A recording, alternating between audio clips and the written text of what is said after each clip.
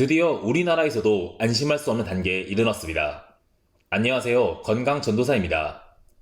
코로나 팬데믹이 어느 정도 완화될 진전을 보이다가 최근에 다시 확진자가 급등을 하고 있는 이 힘든 시기에 최근부터 계속 뉴스나 언론에서 오르내리던 원숭이 두창이라는 새로운 질병, 이제는 어느 정도 익숙하신 단어일 수도 있고 처음 들어보는 단어이실 수도 있는데요. 올해 5월부터 유럽을 중심으로 이슈가 시작하며 이 질병 또한 코로나 때처럼 국내 유입이 되지 않을까라는 우려가 현실로 일어나게 되었죠. 지난달 6월 21일에 확진자는 독일에서 입국한 뒤 자발적으로 질병청에 의심 신고했으며 첫 확진 판정을 받고 첫 퇴원을 하는 사례가 발생하였으며 이와는 별도로 세계 각국, 특히 미국, 스페인, 독일, 영국, 프랑스를 중심으로 원숭이 두창 확진이 한 달 만에 5배가 급등하였으며 WHO 데이터에 따르면 원숭이 두창 확진 사례 국가가 75개국으로 집계되자 세계보건기구 WHO는 이를 코로나급 중대한 전염병으로 인식하고 국제적 공중보건 비상사태를 선언했습니다.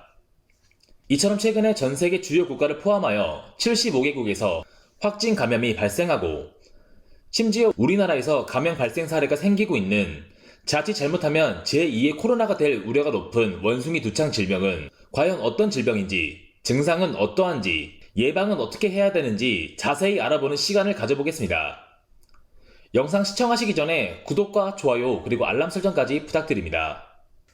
원숭이 두창 질병은 원숭이 두창 바이러스에 감염되어 발생하는 희귀 질환으로 1958년 덴마크의 코펜하겐의 한 실험실에서 연구를 위해 사육된 실험용 원숭이들에서 수두와 비슷한 질병이 발생했을 때 처음 발견되어 원숭이 두창이라는 이름이 처음 붙여지게 되었으며 원숭이 두창에 사람이 첫 감염된 사례는 1970년 원숭이 두창을 퇴치하고자 노력을 기울이던 콩고 민주공화국에서 처음 보고가 되었으며 이후 아프리카 중서부 국가들에서 보고되며 풍토병화가 되었습니다. 그러다가 2022년 5월 말경에 스페인, 영국, 이탈리아 등 유럽을 중심으로 발생하기 시작하였는데 영국 보건안정청에 따르면 감염된 환자들이 거의 남성에다가 동성애자나 양성애자이며 동성과 성관계한 사람들이 주로 나타나는 증상이라는 보고로 인해 엄청난 혼란을 가져다 주었으며 일부 언론과 커뮤니티에서도 이 원숭이 두창이 아프리카 지역의 풍토병이었다가 갑자기 유럽에 확산된 점, 그리고 영국과 포르투갈 등지에 성소수자 환자 사례가 많다는 점 등을 이유로 감염자가 아프리카 출신에다가 동성, 남성 간 성관계에 의해 주로 감염이 이뤄진다는 식의 주장을 제기했으나 세계보건기구 WHO는 동성애자가 아니더라도 원숭이 두창 감염은 어떤 형태로든 감염자와 가깝게 접촉해서 발생했을 가능성이 높다고 반박했으며 UN 에이즈 계획에서도 이는 성소수자와 아프리카 출신에 대한 차별적인 낙인을 찍고 있는 것이라고 반박했습니다.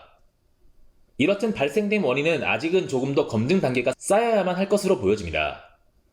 이 기사와는 별개로 질병관리청에서 기재된 원숭이 두창 바이러스 감염 경로에 따르면 원숭이 두창 바이러스에 감염된 동물, 사람 또는 바이러스에 오염된 물질과 접촉할 경우 감염될 수 있다고 합니다. 사람들은 원숭이 두창에 감염된 동물에 의해 물리거나 동물의 체액을 접촉하게 되면 이 병이 옮기게 되고 사람과 사람 간의 비말 전파로 인하여 확진자가 급증하게 되는 것이죠. 그렇다면 이 원숭이 두창에 감염이 되면 어떤 증상이 나타나게 될까요? 원숭이 두창에 감염이 되면 1, 2주간 잠복기를 지나 열이 38도 이상으로 올라가게 되고 두통, 근육통 및 피로감이 밀려오기 시작하며 열이 발생된 하루에서 약 5일 정도 이후에 얼굴을 중심으로 발진 증상이 나타나다 신체 다른 부위로 확산되기 시작합니다. 발진이 발생되면 반점, 구진, 수포, 농포, 가피의 단계로 진행이 되며 대부분 사람의 경우는 발병이 되고 2주에서 4주가 경과하면 증상에서 회복되고 합니다. WHO에서 보고한 원숭이 두창의 치명률은 3에서 6%로 코로나 바이러스 치명률이 0.13%인 점을 고려하였을 때 치명률이 매우 높은 수준이나 이는 풍토병 지역인 서아프리카에서 유행하는 치명률에 따른 것으로서 국제학술지 네이처에서는 현재 발병하는 병들이 서아프리카와 얼마나 다른지 그리고 여러 나라에서 발생하는 원숭이 두창이 얼마나 서로 연관되어 있는지 알 수는 없지만 치명률을 1% 정도로 추정한다고 합니다. 그럼에도 코로나보다 훨씬 높은 치명률로 결코 안심할 수 없는 수치임은 분명합니다. 만약에 나나 주변의 가족이나 친구가 원숭이 두창에 감염이 되면 치료할 방법은 있을까요? 원숭이 두창은 사람의 천연두와 증상면에서 매우 유사하며 실제로 천연두와 같은 계열의 바이러스성 감염 질환입니다. 2022년 5월 19일 WHO 보도자료에 따르면 천연두에 대한 예방접종은 원숭이 두창 예방에 85% 정도 효과적인 것으로 입증되었고, 원숭이 두창에 걸렸을 시 천연두 백신을 접종하면 증상이 경미해질 수 있다고 밝혔습니다. 그러나 천연두 백신 접종을 완료한 사람에게서 원숭이 두창에 대한 면역 임상을 실시한 바가 없으며 WHO에서 밝힌 약 85%의 면역은 모두 토끼와 원숭이를 대상으로 한 임상 실험이었기 때문에 백신의 실효성 논란이 있으며 효과가 있을지 여부는 지켜봐야 할 듯합니다. 원숭이 두창에 감염되었다고 의심이 되는 경우에는 기존 코로나처럼 PCR 검사를 통해 감염 여부를 확인하실 수가 있으며 그 외 ELISA, 항원검사, 바이러스 배양으로 진단받을 수가 있습니다. 치료제 같은 경우는 아직 원숭이 두창 전용 치료제는 없으나 항바이러스제인 테코비라마트, 시도포비어, 브린시도포비어, 백시니아 면역글로불린이 사용되고 있습니다. 이 원숭이 두창 질병은 코로나 바이러스처럼 아직은 백신이 완벽히 검증된 것도 아니고 치료제도 없으며 사람과 사람 간의 장기간 접촉으로 질병이 옮길 위험이 매우 높은 질병이며 코로나 바이러스보다 치명률이 높은 질병입니다. 이 원숭이 두창이 앞으로 국내를 포함하여 전 세계적으로 확산이 될지 아니면 우리는 이미 코로나 바이러스를 겪어봤기 때문에 훌륭한 의료 시스템과 방역 활동으로 인해 잠잠해질지는 지켜봐야 할 듯합니다. 그럼에도 원숭이 두창 질병에 걸리지 않기 위해서는 지금 코로나 바이러스 방역 활동처럼 마스크를 항시 잘 사용하시고 외출하거나 평소에 상시에 손을 잘 씻는 습관과 손소독제 습관을 가지시기 바랍니다.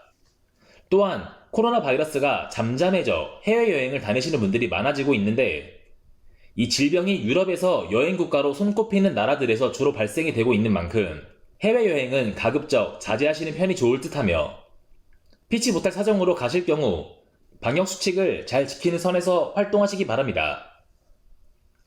특히 해외여행 가서 동물과 접촉하는 경우는 무조건 피하시길 당부드립니다. 앞으로 어떻게 진행될지는 아무도 모르나 WHO의 팬데믹 선언으로 더욱 긴장의 끈을 늦춰서는 안 될 원숭이 두창 바이러스. 최근에 다시 코로나 바이러스가 10만 명대로 확진자가 급증하고 있는 가운데 원숭이 두창 질병 사태 심각성까지 같이 알고 대처하여 우리 가족들 친구들이 바이러스에서 고통받지 않은 삶을 살길 모두가 함께 방역수칙을 지켜나갔으면 좋겠습니다. 이상으로 영상 마무리하도록 하겠습니다. 영상이 도움이 되셨으면 구독, 좋아요, 그리고 알람 설정도 부탁드립니다. 감사합니다.